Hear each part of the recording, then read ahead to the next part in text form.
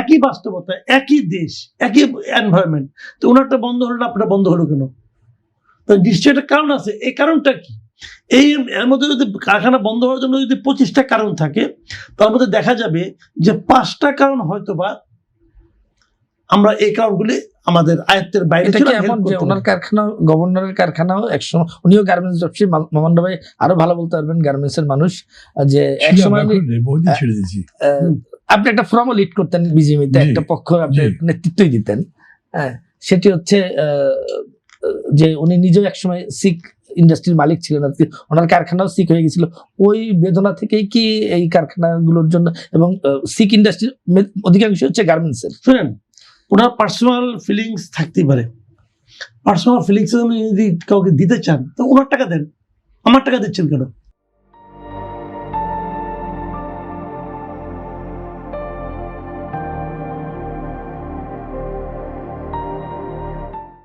দেখুন, ওনার টাকা নাকি? উনি বাংলাদেশ ব্যাংকের গভর্নর। উনি বাংলাদেশ ব্যাংকের গভর্নর মানে বাংলাদেশ ব্যাংকের মালিক না কিন্তু। ওনাকে কিন্তু দায়িত্ব দেওয়া হয় নাই যে জনগণের অর্থ নিয়ে আপনি ছিনিমিনি খেলবেন, এই দায়িত্ব ওনাকে দেওয়া হয় নাই। এবং এটা যখন উনি করবেন, ওনাকে টুডে টুমরো ওনাকে জবাবদিহি করতে হবে কিন্তু। এবং উনি নিজে তো ভালো ব্যবসায়ী না, তাহলে ওনারা শিখলো কেন? ভাই কথা পরিষ্কার, ভাই তো আলাপ করে লাভ নাই। বললাম তো 25টা কারণের মধ্যে 5টা কারণ থাকতে পারে, যে কারণগুলি ওনার নিয়ন্ত্রণের বাইরে। মানুষের যে ব্যবসায়ী তার নিয়ন্ত্রণের বাইরে। ভূমিকম্প হইতে পারে, জলোচ্ছ্বাস হইতে পারে, বজ্রপাত হইতে পারে, এগুলো নিয়ন্ত্রণ। এই সমস্ত কারণে শিখলে আপনি দেন, অসুবিধা নাই। কিন্তু আপনার অযোগ্যতার কারণে, আপনি মনে করেন বিদেশে টাকা রপ্তানি করেন, বিদেশে পাচার করেন নাই, আপনি বিলাস বেসন করেন না, সবই ঠিক আছে মানলাম, কিন্তু আপনি অযোগ্য, আপনি ঠিক মতো ব্যবসাটা করতে পারেন নাই। অযোগ্য ব্যবসায়ীকে আমি আবার টাকা দেবো? আবার টাকা দেবো আমি? কেন দেব?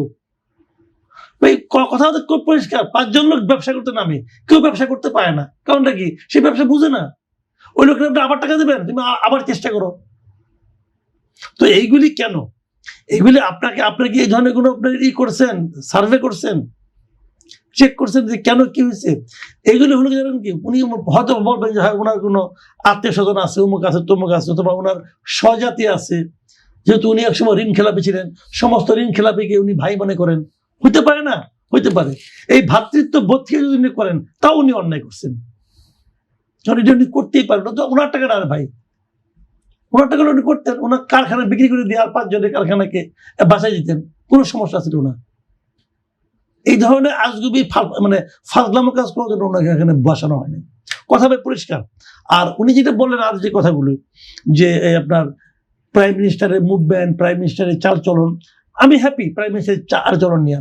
উনি বলছেন যে উনি সরকারি গাড়ি নেবেন না, উনি সরকারি ড্রাইভার নেবেন না, সরকারের তেল নেবেন না। আচ্ছা, এইগুলি না নিলে কি দেশের অর্থনীতি অনেক চেঞ্জ হয়ে যায়? হয় কি? হয় না কিন্তু। তাহলে উনি এটা বললেন কেন? আমরাই বা খুশি হলাম কেন? আমরা খুশি হলাম এই কারণে যে উনি একটা উদাহরণ তৈরি করতে চেয়েছেন যে আমরা সরকারে এসেছি, আমরা কিছু নেওয়ার জন্য আসি নাই, বরঞ্চ আমরা জনগণকে কিছু দিতে এসেছি। উদাহরণ তৈরি করেছেন। তো উদাহরণটা কার জন্য তৈরি করছেন? আপনার জন্য না আমার জন্য? আমার তো গাড়ি নেই, তাহলে আমার জন্য উদাহরণ আবার কি? তাহলে উনি একটা উদাহরণ তৈরি করেছেন ওনার মন্ত্রীদের জন্য, ওনার কলিগদের জন্য। তো ওনার মন্ত্রী কি ওনার এই উদাহরণ গ্রহণ করছে?